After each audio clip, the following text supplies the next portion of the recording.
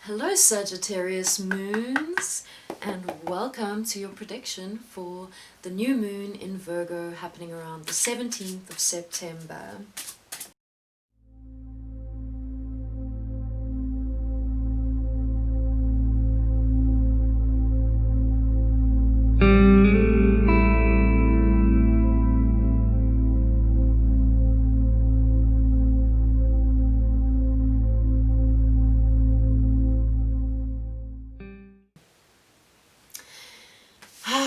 And this Virgo sun, Virgo new moon, there's a beautiful trine happening. There's a lot of planets in Capricorn, so we really have a lot of earth energy going on. And of course, earth energy is very healing. And we've just moved through this very emotional Pisces moon. Well, I don't know about you guys, but for me, it was really deep, it was really emotional, it was quite triggering actually, but really important to acknowledge those things that, you know, still need to be healed, need to be released, learning how to sit with those emotions, learning how to transmute them, and, you know, sometimes slipping and falling and maybe not responding in the best of ways, but also forgiving the self through that movement as well.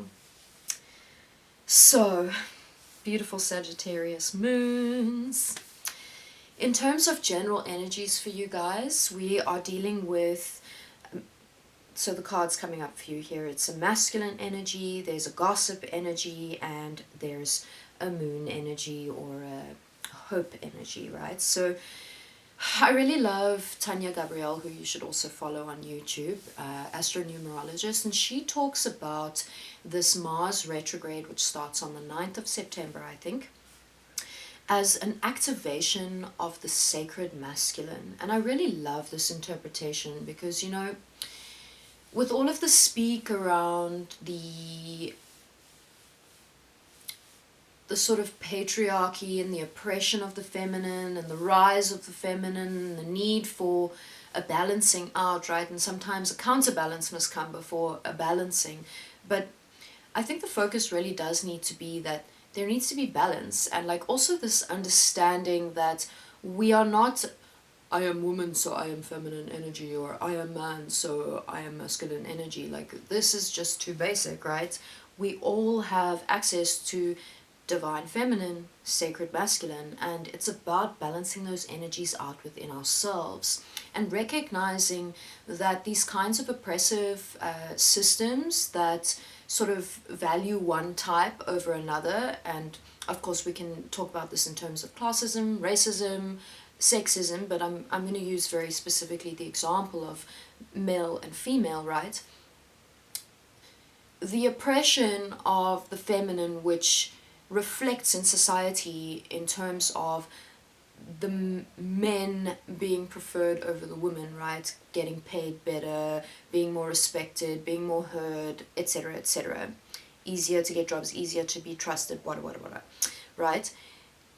This also actually oppresses even the person at the top, because they oppress that feminine aspect of themselves. And this is such an important aspect. I mean, it's our subconscious, it's our emotions, it's our intuition, all of these beautiful, beautiful things that come with that divine feminine. And so it really is about activating this divine balance, this coming together of the protective, divine masculine that supports and helps and nurtures. Okay, nurturing is more a feminine energy, but of course men can be nurturing, and that's of course their feminine aspect. And so there really is a focus now on calling in those positive sacred masculinities and like redefining what masculinity is, because of course there are so many toxic versions of masculinity out there, and I'm not going to give you any examples because I'm sure you're quite aware. So it really is this calling in of that sacred masculine energy. And then we have this gossiping, this tweeting birds, this social media, and possibly some snide comments, possibly some nastiness being spoken back and forth between different people. And maybe it's about you, maybe you're participating in it, and if you are, I'd like you to just self-check. And maybe there's a need to call someone out, maybe there's a need to disengage, maybe there's a need to transmute the energies and to shift the focus towards loving speech, right? Because indulging in other people's miseries, not really a useful activity at all. But focusing upon empowering someone, definitely worth your time. And the way to shift this narrative is to first take a step back and go, okay, cool, I see this for what it is. Okay, I accept that this is the way it is now. All right, I also accept the responsibility for having been part of creating it, even just in terms of I have at least once in my life spoken nastily about someone else, right? And then being able to soften and forgive those people for the kinds of words they're using. And then what you do is you go, what would I like to see in place of this? And then visualize that. And then embody that. The vibration of love. You bring the vibration of love to this situation. Forgive the people who speak behind your back. Forgive the people who are being nasty. Let it go. Move forward. Visualize what you want to see. And then in terms of the energy that is unfolding as we approach the new moon in Virgo, we have the unknown card with the Six of Cups. And the Six of Cups is generally about dealing with the past. So it can be past life, it can be childhood. And the unknown card is talking about an unknown aspect. So this is really saying to me that there is something in your past that is shrouded in mystery. Perhaps there was something very traumatic that happened to you and you haven't quite been able to figure out what went on. And, acknowledging that, all right, you don't quite understand all of that, but you also really want to let it go. You want to move on from it. You don't want to carry it around anymore.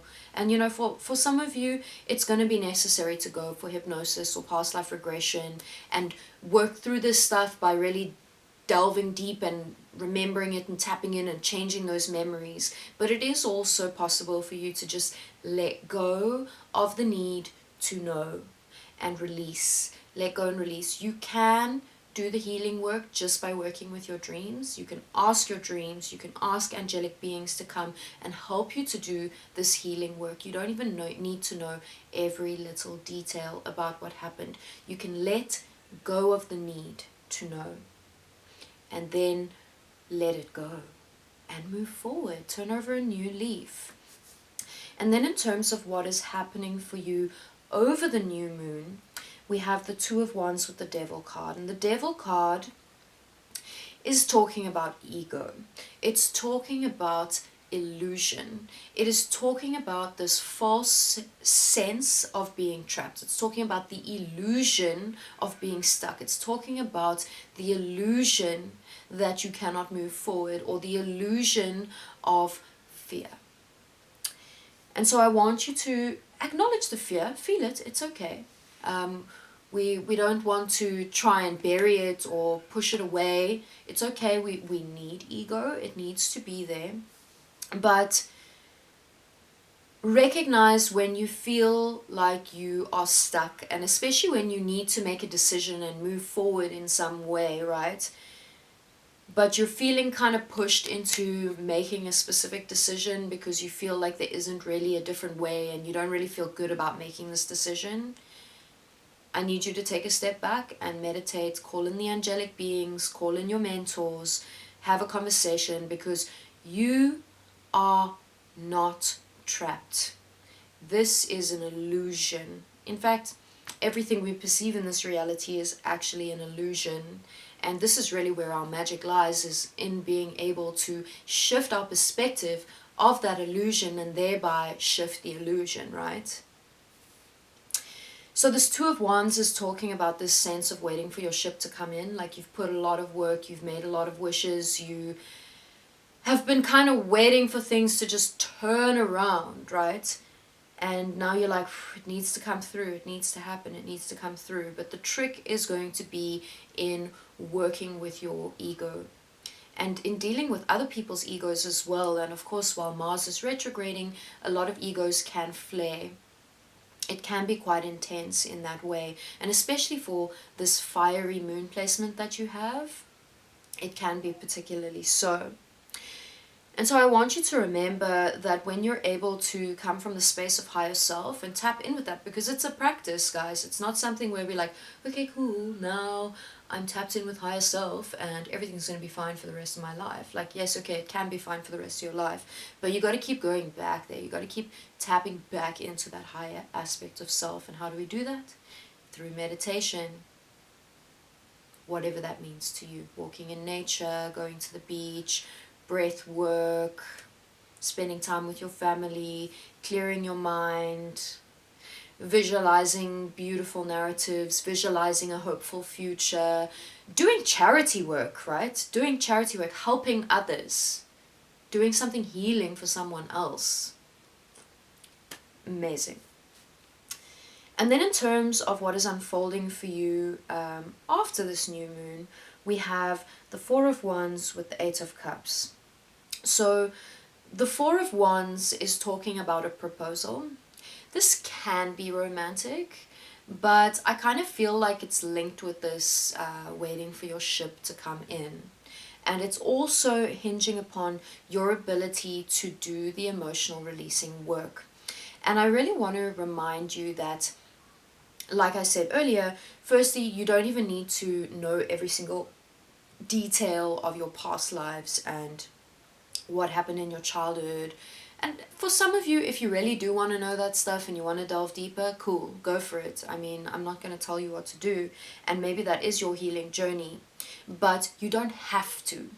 You don't have to. I think sometimes we get too caught up in trying to unpack the past, and sometimes we actually just need to clear our mind and step into our empowerment and breathe and release. And you can release a lot of emotion through working with your physical body. You can do this with Tai Chi, you can do this with meditation, you can do this with yoga, you can do this with dance, okay?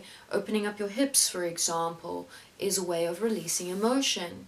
All of the knots in your back, if you go to the physio and they work a knot out, you can pair this with meditation while you're at the physio and recognize how, as you release those knots in your back, you are releasing emotional knots in your energetic bodies, right?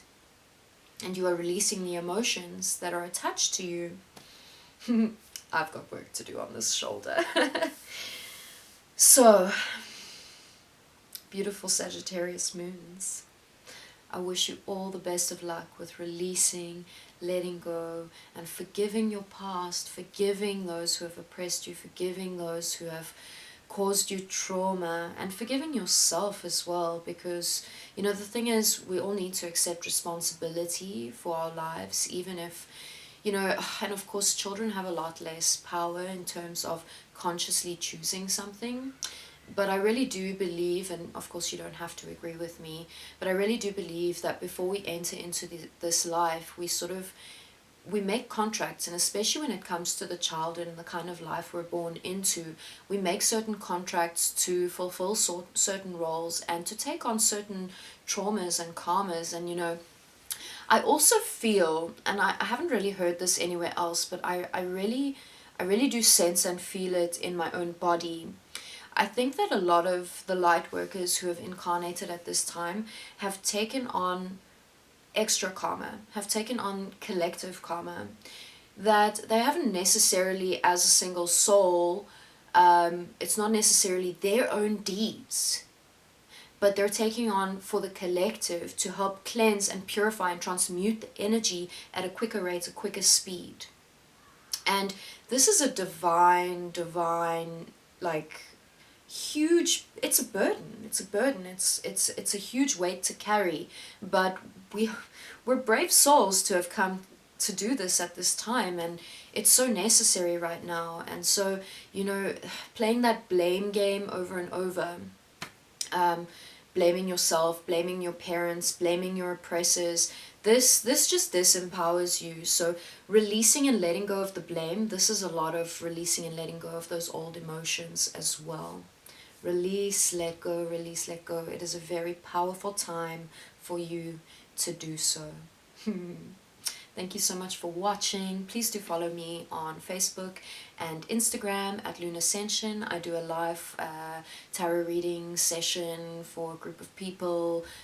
Please join every Tuesday, 8:30 p.m. That's GMT plus 2 South African time. And yeah, sometimes I have to cancel because of power cuts here in South Africa, but generally I try not to ever miss this. And yeah, I'd love to see you there. And of course, if you would like a full spread and we can do a whole hour together and just tap into all of the things that you need to work on, I'd really love to do that as well. Please send me an email. All of the information is below in the description.